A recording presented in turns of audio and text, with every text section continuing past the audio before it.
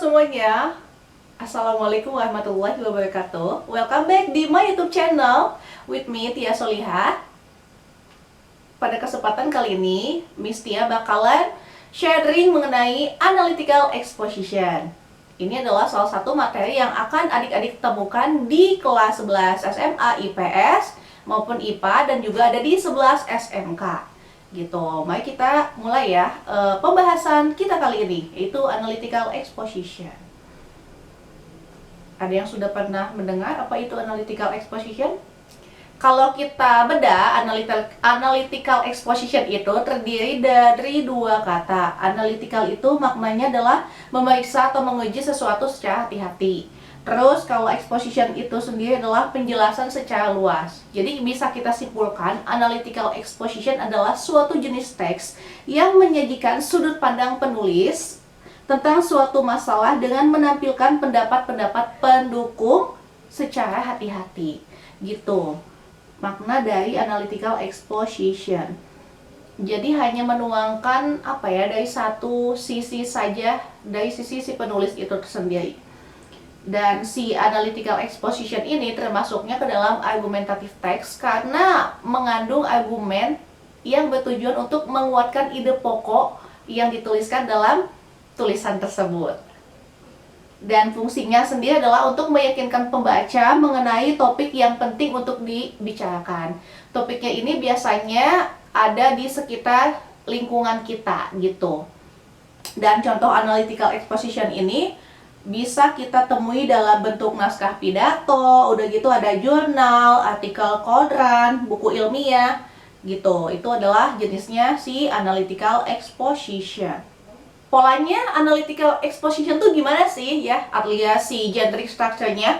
Kalau kita lihat si generic structure-nya itu cuman ada 3 ya, yaitu terdiri dari tesis, arguments, dan reiteration atau conclusion. Tesis itu apa sih? Tesis adalah pengenalan topik yang akan dibahas dari pandangan penulis gitu. Jadi kayak semacam paragraf pembukanya gitu ya, menuangkan apa sih topik atau memperkenalkan apa sih topik yang bakalan dibahas dalam teks tersebut. Terus selanjutnya habis tesis, dan tesis ini biasanya ada di paragraf pertama suatu teks. Yang kedua, polanya adalah ada arguments. Arguments ini maknanya adalah penjelasan lanjutan dari keterangan sederhana si tesis gitu. Dan bisa berupa pendapat para ahli. Dan semakin banyak argumen yang dituliskan, maka semakin menarik tulisan tersebut dibaca dan semakin membuat pembaca yakin dengan topik yang disampaikan gitu.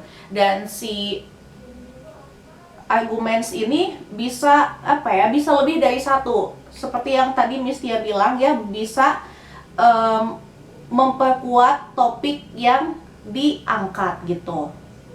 Terus selanjutnya ada reiteration. Ini adalah pola kalimat yang ketiga dari analytical exposition, yaitu reiteration atau conclusion, penutup yang berupa kesimpulan tulisan yang disajikan. Jadi ketika kita sudah mengemukakan topiknya, lalu menyajikan pendapat para ahlinya, berikut data-datanya, terakhirnya kita tutup dengan kesimpulan. Jadi apa yang mau disimpulkan dari satu teks tersebut gitu. Dan si kesimpulan ini seperti mengangkat kembali topik yang sedang dibicarakan. Jadi semacam menegaskan kembali gitu tentang pendapat si penulis tersebut. Itu adalah generic structure dari analytical exposition. Terus apa sih tanda-tanda atau karakteristik dari si analytical exposition itu sendiri? Nah, ini dia ya. Yang ke-1, teksnya itu selalu menggunakan simple present tense.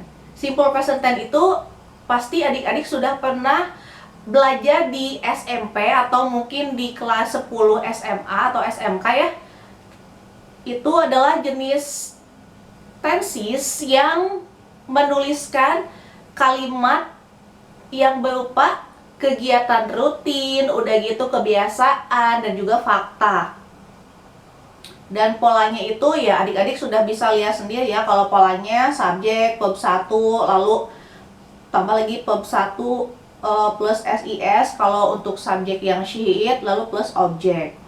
Terus Selanjutnya, karakteristik dari analytical exposition adalah berisi alasan, alias mengandung argumentatif hasil pemikiran si penulis gitu. Lanjutnya lagi ada dia harus menggunakan causal conjunction, yaitu menggunakan sebab akibat seperti because, despite, because of, due to, as a result, consequently, dan lain sebagainya.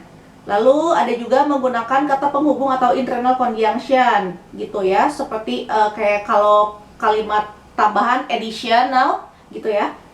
In addition, besides, further, itu adalah kata-kata yang biasanya muncul di dalam si analytical exposition. Lalu ada juga comparisons, perbandingan. Kata-katanya seperti ini. Kalian bisa lihat ya, kayak meanwhile, vice versa, on the other hand, but gitu. Lalu ada time, waktu, text, kayak, bukan text, maksudnya next, then, second, third, fourth, yang gitu, dan sebagainya. Lalu ada cause effect, yaitu sebab akibat, kayak the result, so, consequence, gitu. Dan juga tanda lainnya adalah menggunakan kata ekspresi, misalnya feel, I know, gitu kan, experience, lalu ada sense, things, dan sebagainya.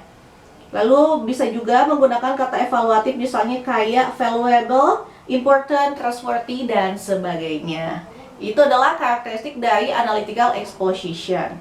Selanjutnya, Miss Tia bakalan kasih contoh dari teks analytical exposition. Kalian bisa lihat di sini.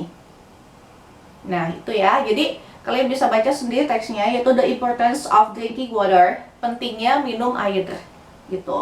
Itu ada tesisnya, lalu ada argumen 1, argumen 2, argumen 3. Argumennya banyak ya, lebih dari 1, dan itu bagus banget sih. Jadi mendukung si topik yang akan dibicarakan, yaitu mengenai pentingnya minum air putih gitu ya.